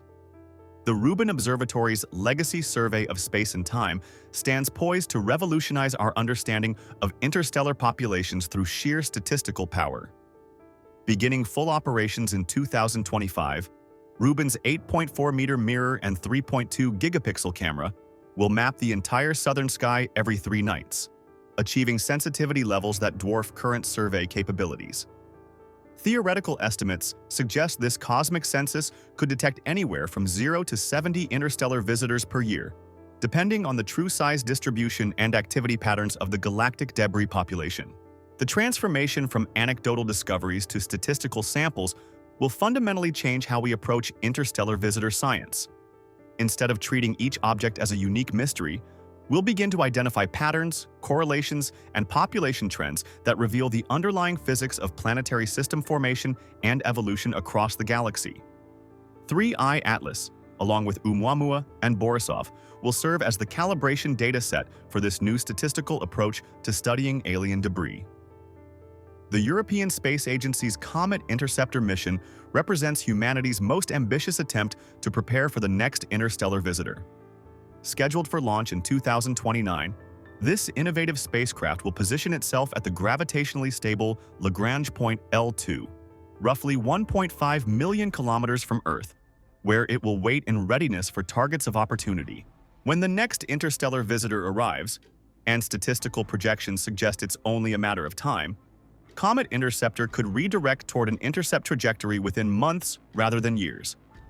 The mission design philosophy behind Comet Interceptor acknowledges the fundamental challenge of studying fast-moving interstellar visitors. We need to be ready before they arrive, not scrambling to respond after discovery. The spacecraft will carry a suite of instruments designed specifically for high-speed encounters with pristine objects, including cameras capable of resolving surface features, spectrometers that can analyze composition during brief flybys, and dust analyzers that can capture and examine the actual material being shed by interstellar visitors. The rapid response framework being developed for interstellar visitors has applications that extend far beyond pure science. The same survey systems that detect cosmic wanderers also monitor for potentially hazardous asteroids, creating synergies between planetary defense and interstellar research. The techniques being refined for tracking 3I-ATLAS, rapid orbit determination, multi-observatory coordination, and flexible telescope scheduling will prove invaluable for responding to any future impact threats. The public engagement challenges surrounding interstellar visitors require careful balance between scientific honesty and responsible communication.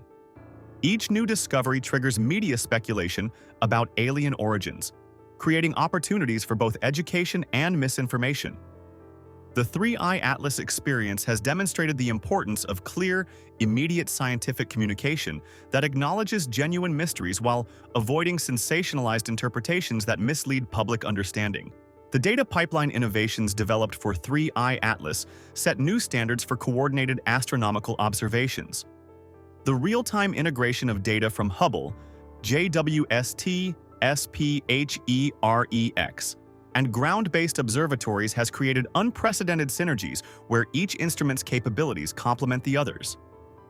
This collaborative framework provides a template for studying future interstellar visitors, ensuring that we maximize the scientific return from each brief encounter.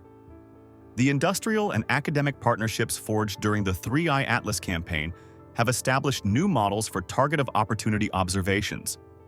The traditional astronomical culture of carefully planned, peer-reviewed observing programs has proven too slow for studying rapidly evolving interstellar visitors. Instead, we've developed rapid response protocols that can redirect major facilities within days of discovery, transforming competitive telescope time into collaborative science platforms. The theoretical framework for understanding interstellar visitors has expanded dramatically since Oumuamua's discovery, incorporating insights from planetary formation theory, astrobiology, and even speculative physics. 3IATLAS has added carbon dioxide chemistry to this framework, creating a more complete picture of the possible chemical environments where planetary debris can form. Future visitors will test and refine this framework, potentially revealing formation processes that don't exist in our own solar system. The philosophical implications of interstellar visitor studies extend beyond astronomy into fundamental questions about the nature of planetary formation and the prevalence of life in the universe. If the chemical diversity we've observed in just 3 visitors reflects the true range of planetary formation environments, then the galaxy harbors a vast library of different chemical recipes for building worlds. Some of these recipes might favor the emergence of life.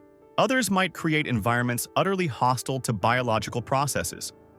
The technological development driven by interstellar visitor science has accelerated innovations in several fields. Improved spectrometer sensitivity, faster image processing algorithms, and more sophisticated orbital mechanics software all benefit from the demanding requirements of studying faint, fast-moving targets. These advances will enhance our capability to study not just interstellar visitors, but the full spectrum of small body populations throughout the solar system.